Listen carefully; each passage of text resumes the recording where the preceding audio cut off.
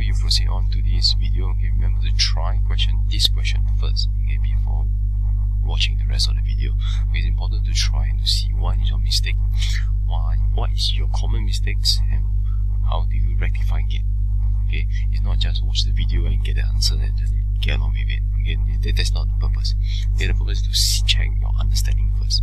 So after you have tried out the question, so now you look at the video to see, look at this video to see how you actually solve it, to check whether your working, your understanding is it the correct one, or is there some flaws with it, and then you need to touch out. Okay, now for this question, the same thing. It uses the basic thing, the moments equal to force down distance. Okay, what distance we are looking out for is perpendicular distance. Okay, primarily what I mentioned before, there's two hurdles in this equation. In using this equation, first is to identify the correct perpendicular distance. Okay, so there are three forces in this equation. One is the 15 Newton, then after that one is the L, and the other one is the 10 Newton. Okay, from the picture, I would say that it's quite easy to see that the 15 Newtons actually will produce an anti-clockwise moment. Okay, and L and 10 Newton will produce a clockwise moment. Okay, so you actually know this is a clockwise moment. You actually know this is a clockwise moment. After that, the anti-clockwise moment that we have, okay, there's only one only, which is this particular person. The anti-clockwise is caused by the 15 Newton. Okay, so let's look at the respective, let's identify the respective perpendicular distance first.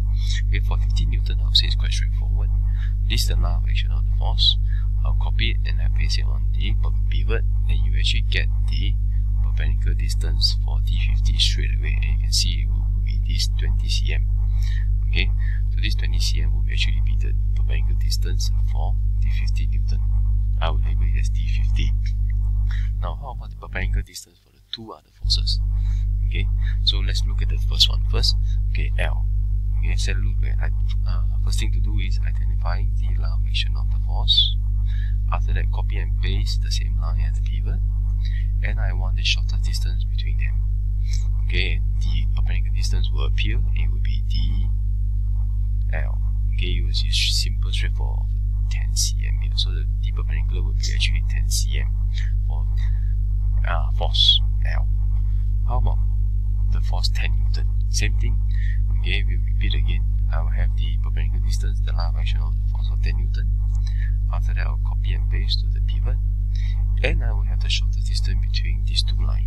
The shortest distance, I remember, is from pivot all the way to the force 10 Newton, and this will be the perpendicular distance of my 10 Newton, D10. Okay, here you students need to be careful. D10, take a look, D10 is actually from 10 Newton to the pivot. So from the ruler, you'll find that actually D10 is actually a sum of 15 cm and 10 cm. So D10 is actually 25 cm. Okay, although the questions give 10 cm and 15 cm, but it doesn't mean that these two are definitely the answers for both of them, for L and for 10 respectively. No. Okay, students need to identify the correct perpendicular distance, and in this case for D10, the correct perpendicular distance is actually a sum of 10, 15 cm and 10 cm, which is 25 cm. Okay, so now you actually have all the perpendicular distance you need. So for D50, you have already perpendicular distance for 15 Newton, you have DL, you have D10. So now the first hurdle you have is clear. Okay, you are identifying all the correct perpendicular distance. Forces settled already. Okay, so now all you need to do is substitute this into the equations, whereby the equations that we are looking at will be the principle of moments, whereby the clockwise moments, total clockwise moment will be equal to the total anti-clockwise moment. Okay, so for anti-clockwise moment, it's quite straightforward. Anti-clockwise moment, you only got one purple color one, the 15 Newton. Clockwise, you have two. Okay, so now let's look at the equation. Okay, so you have your clockwise moment equal to your anti-clockwise moment. Okay, for the anti-clockwise moments, one only, which is 15 Newtons due to the 15 Newtons. So let's write it out first. So the force for the anti-clockwise will be 15 Newton. Okay, give me a minute. Let me change the ink first. Okay, so for the anti-clockwise, it will be 15 Newton. That will be the force. Okay, remember this is where the second hurdle is. Okay, although the D perpendicular distance is 20 cm. Okay, it's 20 cm. But remember the second hurdle that we have. Okay, I mentioned in question 4, the second hurdle we are looking out for is the SI unit. Okay, oops, where did I go? Okay, so the second hurdle here is the SI unit. Okay, so which means that your 20 cm, you need to convert it to meter, so it has to be 0.20 meter. Okay, you still need to convert it from cm to meter. You have to use SI unit, and likewise for the rest of the other two perpendicular distance you are talking about. Okay, so for perpendicular distance L, okay, for the force L, the moment by force L will be, okay, force will be L. Perpendicular distance for L is 10 cm, but remember you need to convert it to meter, so it will be 0.10 meter. Okay, that's 10 cm converted to meter. That's the first clockwise movement. The second clockwise movement that we have is by the 10 Newton. So the force will be 10 Newton. Okay, then how about the distance? The distance that I mentioned before is 15 plus 10 cm, so it's a total of 25 cm. Okay, same thing, 25 cm you need to convert to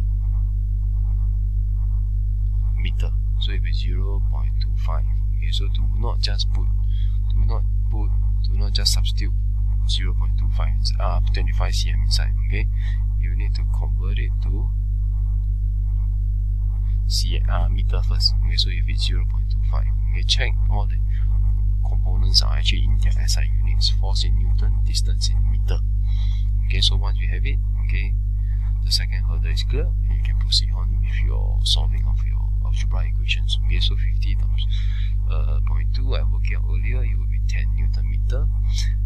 L here will be 0.1 L. Just leave it as this first. Remember, you need to solve for L.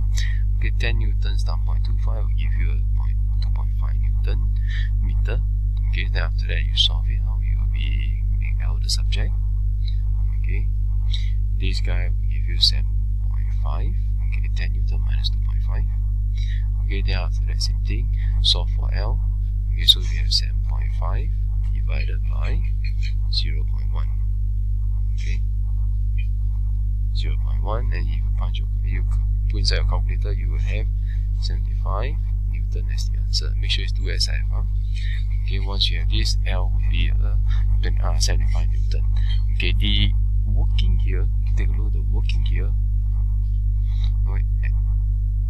Is, I will not say similar to question 7, but there is some relationship, there's some similarity in terms of the approach.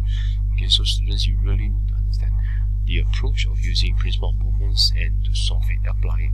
Okay, don't just memorize the working and just apply it without understanding the thing. Okay, you will not get the correct answer for any of the question. Okay, important things: identify the approach, identify the perpendicular distance by each force, identify the clockwise and anti-clockwise movements. Okay, so you group the clockwise movements one side, you group the anti-clockwise movement the other side. So if the question is equilibrium, these two will be equal to each other. Okay, and same thing when you form the equation, there are common hurdle that you look out for. First thing is identifying the common perpendicular distance. The second one is to make sure the perpendicular distance are in the SI unit, distance in meter, force is in Newton. Okay, before you start solving them. Okay, maybe the last hurdle that some of you might make is like calculation mistakes, careless mistakes. Okay, just take note. Okay, try to avoid your careless mistakes. Use your calculators. Okay, make sure the equation is solved correctly, is balanced. Okay, so if not, okay, this will be the answer for the question 8. I hope this answer will be the same as yours. Okay, in terms of presentation, in terms of understanding. If it's the same, that's good for you. Okay, if it's not, okay, look at the approach. Let me know if you got any problems. Just feel free to email me or just leave a comment at my YouTube channel. Okay, I hope this is useful for you. Okay, see you.